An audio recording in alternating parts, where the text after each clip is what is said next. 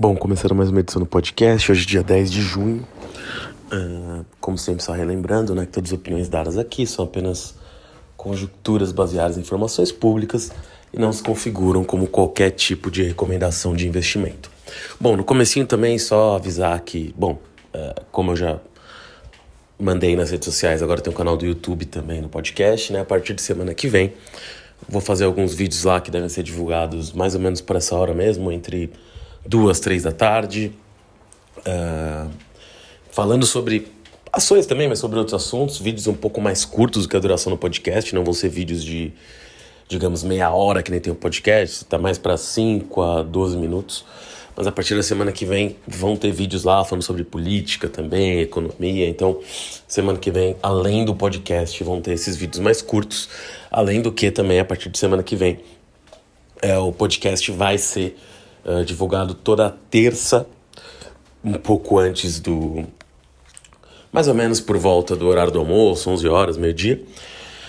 E quinta, nos mesmos horários, tá? Então agora o podcast vai ser 2 vezes por semana nessas datas. A menos que aconteçam ali questões extraordinárias, podem ter edições menores, para ficar um pouco mais previsível, né? Porque nos últimos tempos tem sido feito em datas diferentes aí por uma série de razões. De toda forma, começando aqui, foi uma semana muito tumultuada, os mercados variando muito e muito para baixo de forma geral, né? A gente teve diversos fatores para isso desde o começo da semana. Acho que o principal deles é a escalada da inflação. Falando aqui um pouquinho sobre a inflação primeiro, né? Na China a gente tem até uma desaceleração da inflação ali por causa dos lockdowns, mas a gente olha para a Europa, inflação ainda muito alta, ainda crescente. E o Banco Central Europeu teve ali uma medida de ainda assim não subir os juros nessa última reunião, deixou claro que pode subir na próxima, né? Mas isso ainda não está muito claro. Provavelmente o Banco Central Europeu vai subir na próxima reunião, mas muita gente acha que eles já estão atrás da curva, né? Quando eu digo atrás da curva quando eles forem subir os juros e de forma talvez até um pouco lenta, porque eles não vão dar... Aqui um termo que eu estou usando, tá uma marretada, aumentando os juros muito, né? Ou seja, tá 0, vai para 1. Eles não vão fazer isso. Eles podem ficar muito atrás da curva para depois alcançar essa mesma preocupação que já existia nos Estados Unidos. Nos Estados Unidos a gente teve o CPI hoje, né? Que é o índice de preço ao consumidor americano. E na verdade ele veio... Já tinha ali muitos boatos que ele viria muito ruim, e ele veio muito ruim mesmo, né? No ano ali, salvo engano, 8,6% de subida nos preços. Um número muito alto. O índice de confiança do consumidor também americano, que eles chamam do índice de confiança do consumidor de Michigan, né? Também um dos mais baixos dos últimos tempos. Então, assim, tudo denotando aí uma preocupação do americano sobre o futuro imediato. A inflação aí comendo o poder de compra. E, claro, isso vai levar, sim, o Fed a aumentar os juros, né? Inclusive... Muita gente já supondo que na próxima reunião o Fed pode aumentar os juros em 0,75 em vez de 0,5. Isso pode até penalizar mais o mercado no curto prazo, mas me parece uma medida, uma sinalização muito importante que de fato eles estão levando a inflação a sério, porque como eu disse aqui algumas vezes, né, um cenário que não dá para dizer ser provável, improvável, mas que seria uma catástrofe, né? Seria a gente cair num cenário de estagnação, né, que seria um estado que não cresce, né, estagnado, com a inflação alta, e a gente chegou a ter isso no Brasil, isso é um desastre completo, né? E se isso acontece em economias como Estados Unidos, Europa, seria um desastre muito grande, até porque uma parte relevante, dos produtos industrializados do mundo, né, acabam sendo consumidos ali por esses mercados, mesmo não tendo as maiores populações. Então, seria uma quebra muito grande você ter esses países numa crise profunda, né? O Biden também deu ali algumas declarações nos últimos dias, falando sobre a inflação, até sempre muito sobre o preço do petróleo, né? Já que o petróleo não para de subir, a gente não tem aí em vista uma possível fim da guerra com a Rússia. Os próprios países da OPEP+, que em um primeiro momento falaram ali de aumentar um pouco a produção, já estão falando que isso na prática é um pouco difícil. O acordo nuclear com o Irã, isso foi até uma notícia relativamente pouco divulgada na grande mídia. Saiu na grande mídia, mas eu diria assim, não vi tanta gente falando de forma tão profunda sobre ela, mas que o Irã teria ali desligado, inclusive, algumas câmeras, né, que mostrariam ali algumas dependências, digamos assim, relacionadas ao seu ao seu programa nuclear, então tinha até alguns agentes ali da... agentes não, né? Funcionários, enfim, representantes da AEA, né? Agência ali Internacional Atômica, né? Falaram ali que com essa medida estava praticamente descartado um acordo com o Irã tão no curto prazo, ou seja, que era uma das possibilidades de ter um pouquinho mais de petróleo, digamos, né, que estaria ali envolvido por sanções. A gente também tem um cenário em que, mesmo a Venezuela tendo feito um acordo ali, né, para permitir que algumas petrolíferas europeias, americanas, possam ajudar ali na extração de petróleo na Venezuela, ainda assim, o seu nível de exploração de petróleo hoje é muito baixo, né, perto do que já foi no passado, então também não vai trazer grandes mudanças nesse cenário no curto prazo. A gente tem também a Rússia ali, por uma série de razões, né, produzindo menos petróleo do que já produziu no passado. Claro que pode sim se dizer que em algum nível isso é além da guerra, por uma questão de querer prejudicar realmente, né, os países ocidentais que estão colocando várias sanções sobre a Rússia. Mas na verdade, quando você olha isso com um pouco mais de profundidade, e eu já falei isso aqui na última edição, claro que isso pode ser parte da verdade, mas parte da verdade também é que eles estão com problema até para fazer manutenção de alguns postos por falta de equipamentos que eles não conseguem importar dos países que colocaram sanções, né? Então, a gente tem esse cenário, tanto é que se você pegar ali Turquia, China e Índia andaram comprando muito petróleo russo, e agora mesmo comprando esse petróleo russo, a indicação que dá é que a Rússia parou a vender menos, que está produzindo menos, né? Então, nesse sentido, você tem uma tempestade perfeita ali, sem contar as sanções europeias ao petróleo russo, que também fazem esse preço subir. Então, a gente tem uma subida do preço do petróleo sem uma condicionante. Claro que em algum momento isso vai bater num teto, né? Vai chegar no ponto que se inibe o consumidor, mas isso vai gerando crises no mundo inteiro, né? E aqui no Brasil, inclusive, eu vou falar disso um pouco mais pra frente, a gente teve toda a questão aí de tirar impostos sobre a gasolina, sobre o diesel, né? Como uma tentativa ali de se baixar um pouco os preços. Então, a gente está num cenário muito complexo para esse mercado e que afeta tudo, né? E como eu estava falando do Biden, ele até disse ontem, acho que hoje também repetiu isso, que ele pretendia ali taxar, né, o lucro das petroleiras de forma a baixar os preços, ou algum tipo de medida assim. Eu entendo as razões para você querer taxar o lucro de quem quer que seja, enfim, você pode ter mais dinheiro para fazer outras coisas, mas o que eu acho curioso é que nesse caso, né, já que o preço do petróleo está subindo, os Estados Unidos, por mais que tenha aumentado muito a sua produção nos últimos, talvez, 10 anos, se a gente for pensar lá de trás, e hoje seja um dos maiores produtores de petróleo do mundo, ainda importa. Então, esse é mais ou menos também o dilema que se fala no Brasil quando se fala da paridade internacional, né? Independente, eu gosto dela, eu não gosto dela, ela é feia, ela é bonita. Quando você tem que importar, você tem que pagar um preço internacional, ou você é autossuficiente ou não. No caso dos Estados Unidos, uma alternativa, mas que não me parece crível por seu próprio partido, e realmente é um problema ambiental, embora é difícil mensurar se isso, o tamanho que esse problema tem, tá? E eu acho que é um problema grande, mas exatamente quanto ele pesa, quando você pode pensar que as pessoas podem ficar sem combustível, sem ter como se locomover, é uma equação aí, né?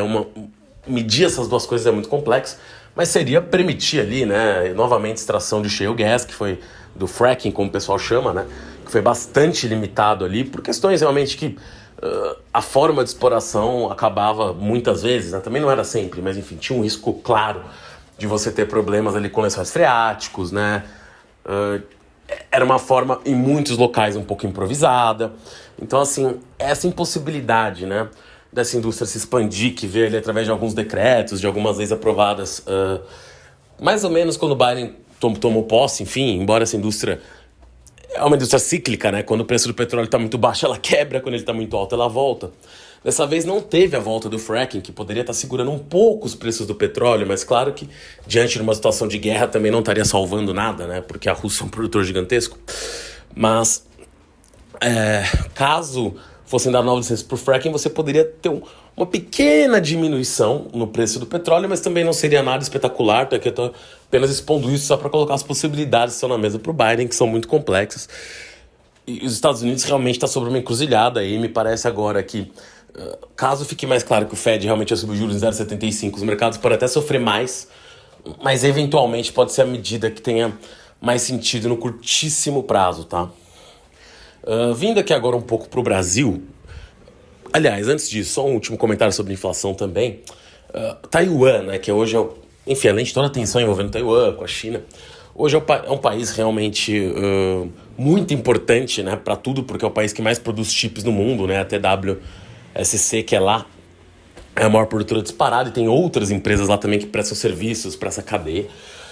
E Taiwan ontem teve o maior número de mortos desde o começo da pandemia, 213 pessoas pelo coronavírus, então assim, vale muito a pena ficar de olho nisso, né, além da tristeza, da perda de vidas, né, e de toda essa questão muito complexa, né, que vem junto com o Covid, mas de potenciais restrições ou problemas em Taiwan, né, que podem aumentar ainda mais a crise que a gente já tem de semicondutores. Está demorando muito para se ajustar, mas se tiver problemas mais sérios em Taiwan, isso pode ser uma questão séria, assim como também lembrando que a China, que tinha ali anunciado, né, que estava reabrindo Xangai e Pequim, fechou vários distritos de Xangai novamente, está fazendo testes 24 horas, em 24 horas queria fazer teste em todas as pessoas desses locais para ver o número exato de casos.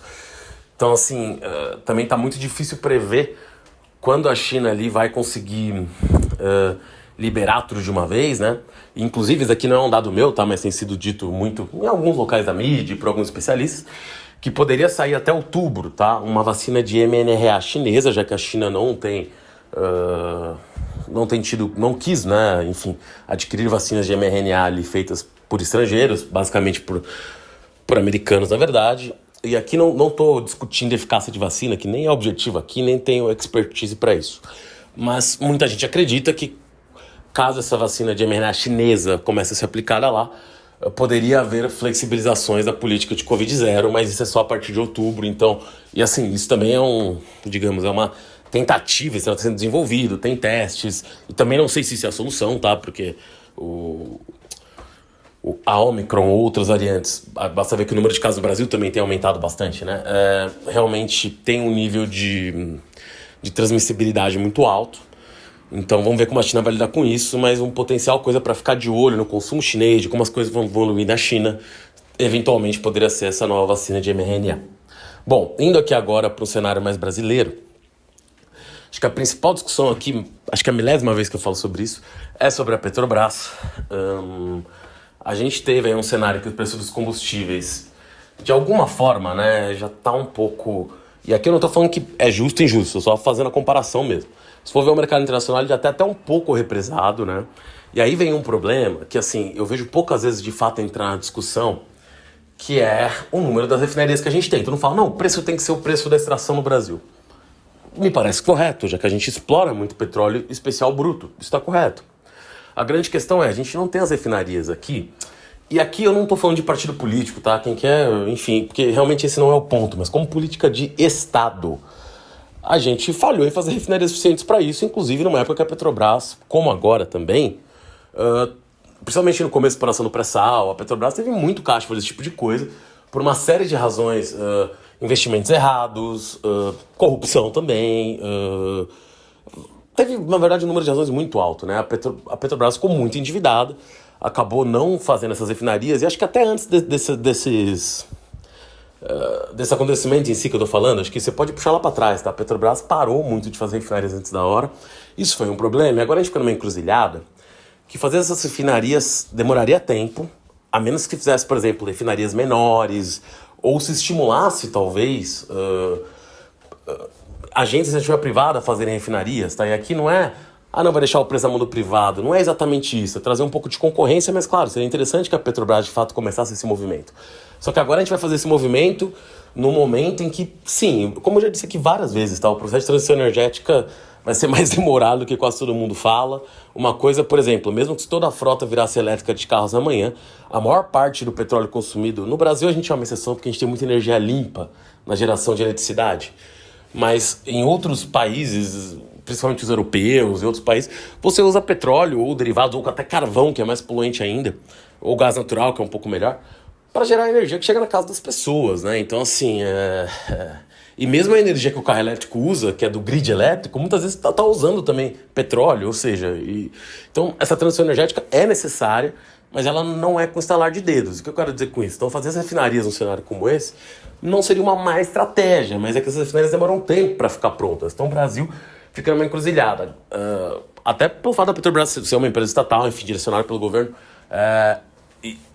eu faço, né, eu construo novas refinarias para baixar o preço ou por causa da transição energética isso pode ficar obsoleto em pouco tempo? E no meio dessa discussão, que de fato nem me parece muito bem conduzida agora, nem na esfera pública, nem dentro da empresa, enfim, nenhuma medida é tomada, e a gente fica nessa de... O cálculo também não parece muito claro de como é feita, né, a empresa Petrobras, que sim, você poderia incluir sim os custos da exploração aqui em reais. Então você tem uma discussão um pouco perdida nesse sentido, né, e que não é tomada uma decisão efetiva para se mudar algo. Então o que acabou sendo feito já foram rebaixados ali um pouco os impostos federais, e agora numa canetada resolveram zerar ali alguns impostos federais, diminuir também o ICMS ali para cerca de 17%, em muitos estados é mais do que isso. E claro que isso gera uma quantidade de problemas em cadeia bastante complexos, né?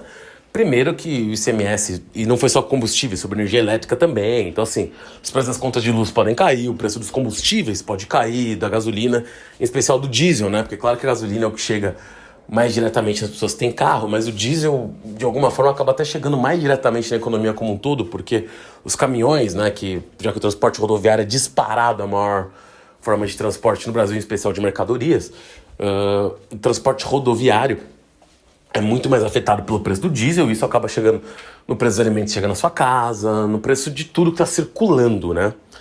Então, você acaba indo para um cenário... muito complicado, né, de contaminação da economia, em termos de inflação, de custos, de diminuição do poder de compra de todos. Claro que diminuir impostos, nesse sentido, é legal, né? É claro que aí também entra outro ponto que muita gente falou, tá? Você simplesmente zerar impostos, você beneficia a sociedade como um todo. Que legal. Por outro lado, se você tem políticas direcionadas, você pode ajudar quem mais precisa no caso, ou seja... Talvez ajudar os caminhoneiros, ajudar motores de aplicativo, ajudar motoboys, ajudar pessoas de rendas inferiores, com uma ajuda direta, ao invés de zerar o imposto, que acaba indo, sei lá, da pessoa mais rica do Brasil vai pagar menos a gasolina, até a mais pobre, tudo bem. Isso de alguma forma é equânime, mas são incentivos diferentes. As pessoas que precisam mais deveriam ter políticas direcionadas. Isso me pareceria uma política um pouco mais bem formulada, né, de alguma forma. Mas por que eu tô falando tanto de zerar esses impostos? Porque os estados dependem muito do ICMS de combustível, tá? Claro que sim, eles tiveram arrecadações até recordes nos últimos 2 anos, incrivelmente, mas isso também tem que ser um pouco ponderado, porque você tem uma inflação que também está corroendo esse poder de compra, né? Então, a partir do momento que você olha as responsabilidades dos estados, inclusive constitucionais ali, né, do que os estados têm que investir, você tem a polícia. Claro que você tem repasses também da União, mas você tem a polícia, você tem saúde, educação. Então, assim, você acaba tendo obrigatoriedade de investimento alta desses estados, que também são repassados para os municípios. Então, assim, esse corte de impostos, teoricamente, vai ser compensado pela União, mas tem muita discussão quais seriam os valores, provavelmente isso vai dar mais discussão. Mas o fato é que o preço vai acabar caindo alguma coisa na bomba, não me parece a melhor política, como eu já disse aqui, acho que você poderia ter políticas direcionadas mais inteligentes e também uma política ali mais clara, né, de como você poderia ajudar a construir refinarias ou criar algum tipo de soluções que, esse é o ponto, não seria de curto prazo, tá? Isso não resolveria esse ano, não seria eleitoral, provavelmente não resolveria no ano que vem, talvez fosse coisa, sei lá para 2024 e 2025. Mas você teria uma solução mais estrutural, com algum nível de risco, porque o mundo está tendo uma troca de questão energética, mas já que a Petrobras está tendo lucros gigantescos e independente de acionistas minoritários, mas você tem ali, né, um acionista majoritário que ainda é a União, ela poderia usar seus dividendos nisso, né? E além disso, aqui também cabe mencionar de novo o fundo de estabilização, né, que foi votado ali no Senado e está meio travado agora na Câmara, que também seria, sim, uma possibilidade de você fazer um subsídio temporário para diminuir o preço dos combustíveis e acabaria machucando menos as pessoas no dia a dia, né? Então, acho que todas as políticas têm que ser avaliadas. Aliás, vale até mencionar, né, que uma coisa que tem acontecido aí, uma discussão nos bastidores, é que com a diminuição da arrecadação do ICMS, a forma de compensação que a União usaria para pagar os estados seria um aumento na CEFEM. Como eu já comentei aqui há algumas semanas, os impostos sobre mineração no Brasil, nem vou falar são altos e baixos, mas o setor de mineração, por exemplo, de ferro, não paga ICMS caso a Lei Candir. Então, assim, seria uma forma de você, eventualmente, fazer uma taxação para compensar essa perda de receitas. Sempre lembrando, né, que sim, é importante cobrar impostos e sobre renda, sobre impostos inclusive bem desenhados. Os brasileiros, na verdade, são muito ruins por incidirem muito sobre consumo, mas cada vez que você coloca o imposto, também muito provavelmente você vai aumentar o preço final, né? Vale também de muitos produtos. Vale colocar isso de alguma forma. Claro que você pode falar, o privado tem muita margem, vamos ver. Em alguns setores sim, outros não. Então, essas discussões, tá, são complexas, tá? Mais do que às vezes parece em um primeiro olhar, às vezes, um pouco mais rápido, né? Então acho que esse é o cenário aí dos combustíveis, falei bastante, mas é porque é um cenário muito complexo e interminável. E um efeito colateral disso também, que esse até eu vi bastante gente na mídia falando, mas não sei se em vários locais de mídia, talvez em mídia mais especializada de economia, que um efeito ali adverso disso vai ser o efeito em cima do setor de etanol, né? Querendo ou não, por mais que o etanol não seja tão internacionalizado como poderia, eu digo nosso etanol de cana especificamente, porque os Estados Unidos também usam muito etanol de milho, né? O etanol vai sofrer com isso, tá? Porque a gente sempre teve uma política, justamente pelo etanol ser um combustível muito menos poluente, baseado ali numa cultura, na cana-de-açúcar, de que ele teria vantagens tributárias. A partir do momento que você zera ou leva pro mínimo o imposto incidente sobre o gasolina e o diesel, você acaba equivalendo eles ao etanol, e aí o etanol deixa de ser competitivo, né? E o etanol deixando de ser competitivo, você basicamente pode quebrar até a cadeia do etanol. E vale lembrar que isso já aconteceu algumas vezes na nossa história, né? Ou seja, você quando tem algum problema de gasolina, você simplesmente zera e quebra a indústria de etanol. E aqui não tô falando, tem que defender o etanol, mas é porque quando a gente fala de transição energética, talvez o etanol seja a solução que a gente tem dentro de casa, talvez uma das melhores do mundo, né? Que a gente talvez nem divulgue o suficiente. Então, é sim um problema colateral disso que estão falando até de colocar, porque vão ter PECs também sobre esse assunto, né? Estão falando de colocar alguma das PECs, alguns incentivos ao setor, mas assim, aí você começa a criar... você estava criando uma solução que cria outros problemas, você quer a solução para esses problemas, em vez de fazer um desenho só, tentando medir impactos, né? Então, mais uma vez, parece uma colcha de retalhos ali, bastante atabalhoada do que tem sido feito. Para finalizar aqui, ainda sobre o Brasil, né? Vale mencionar que na quinta-feira, a gente teve a divulgação do IPCA e veio abaixo do esperado depois de muito tempo. E lembrando aqui, tá, que essa questão de zerar os impostos, se acontecer, se passar tudo, pode sim baixar bastante a inflação no Brasil esse ano, já que, como eu já disse aqui, enfim, é notório isso, né? Que o preço especial do diesel, mas dos combustíveis, né, acaba afetando toda a cadeia. Toda a cadeia eu digo, porque você aumenta o preço que o caminhoneiro está levando, aí você aumenta o preço do alimento, você aumenta o preço de produtos todo tipo de produto. Então, assim, como o pessoal diz, é uma inflação muito disseminada, a inflação de combustíveis. Então, se você para isso, tem ali estimativas diferentes. Mas, por exemplo, o Itaú estimou que poderiam cair em 3 pontos a inflação esse ano, a XP em 2,5%. Então, assim, a inflação pode cair. Outros bancos, aliás, na verdade, mantiveram uma inflação bastante alta ainda, até, enfim, saiu de 8 para 8,8. No caso, se a gente pegar o XP e o Itaú, estão falando de inflação agora de 7, né? Ainda é uma inflação alta, 6,9, 7. Ainda é uma inflação muito alta, mas eles estavam partindo de um patamar de quase 9 antes. Então é uma queda na inflação. Isso aumenta um pouquinho o poder de consumo brasileiro.